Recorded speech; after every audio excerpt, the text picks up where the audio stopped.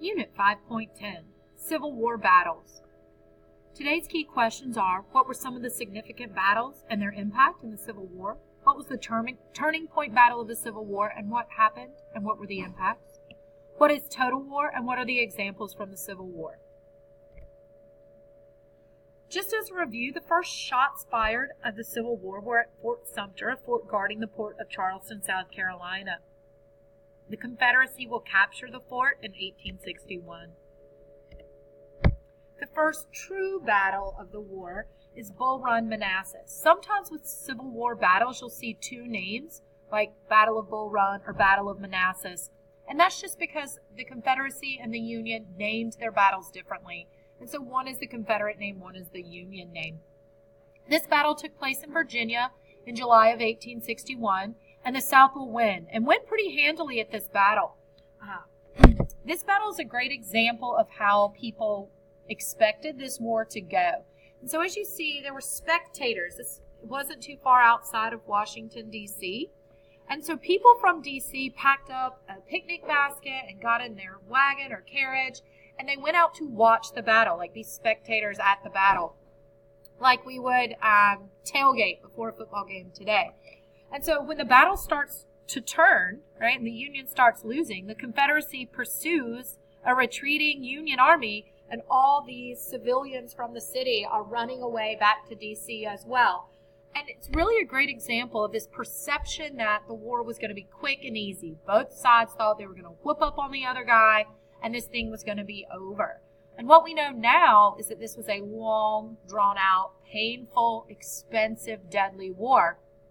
And they're going to learn that very quickly. And so here you can see, if you look at your map, Bull Run, Manassas, right up here in northern Virginia, you can see there's going to be a lot of battles right in that area. A quick note on terminology as we talk about the war. There's a word called theaters that's used when we talk about war, and it just means a region of the war. So if we look at the map over here, and you have the entire United States fighting this war, it's divided into two theaters. The Eastern Theater, which is mostly in that cluster area we saw, D.C., Virginia area, and then the Western Theater. Please remember, when we talk about Western Theater, we're not way out here in Texas or California. We're Kentucky, Tennessee, Mississippi, Louisiana region. You'll see this as common terminology for other wars. You have the Pacific Theater and the European Theater in World War II, for example. Some of the battles that will happen in that Western Theater, the most famous being Shiloh. The Battle of Shiloh took place in Tennessee, right here, in 1862, and it was a win by the Union, and particularly a general for the Union named Ulysses S. Grant. Grant will make his name in this Western Theater and eventually be promoted to working in the Potomac Theater, or this Eastern Theater in Virginia. One of the ways Grant wins in the West is giving up a lot of casualties, but it's important to remember that advantage the North had. The North can lose a lot more men and still win a battle because they have more men. Every person that the Confederacy loses is really, really costly for them because there's not a large population to replace those fallen soldiers.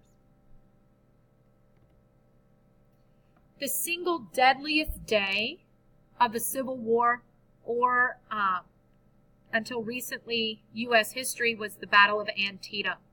Antietam is in Maryland. It happens in the fall of 1862, and it's part of a Confederate strategy to gain support from those border states. We've talked about how they play. Both sides want those border states. The Confederate battle plan was discovered. It's rumored that actually someone left it behind. Like, they pack up, they leave camp, and these top secret battle plans were somehow left behind. Someone found them and turned them over to the Union. 23,000 soldiers were killed, wounded, or missing in this battle. And so if you look, Antietam is right up here in Maryland, in those border states. One of the few battles that we will see outside the Confederacy. Look, almost all the other battles happen in the Southern Confederate states. Another strategy that's part of the Anaconda Plan is for the Confederacy to split, or the Union to split the Confederacy along the Mississippi River and control trade along the Mississippi River.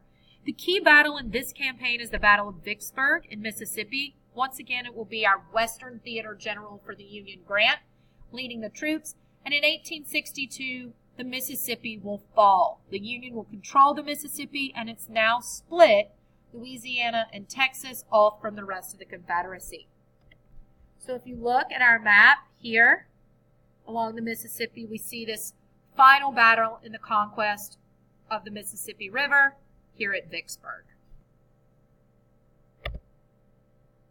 The Confederacy does have some victories along the way. Two of the important ones will be Fredericksburg and Chancellorsville. Fredericksburg is important because it will defend the capital. The Confederate capital is in Richmond, Virginia. This is not that far from the Union capital in Washington, D.C., so these two enemy capitals are relatively close to each other geographically.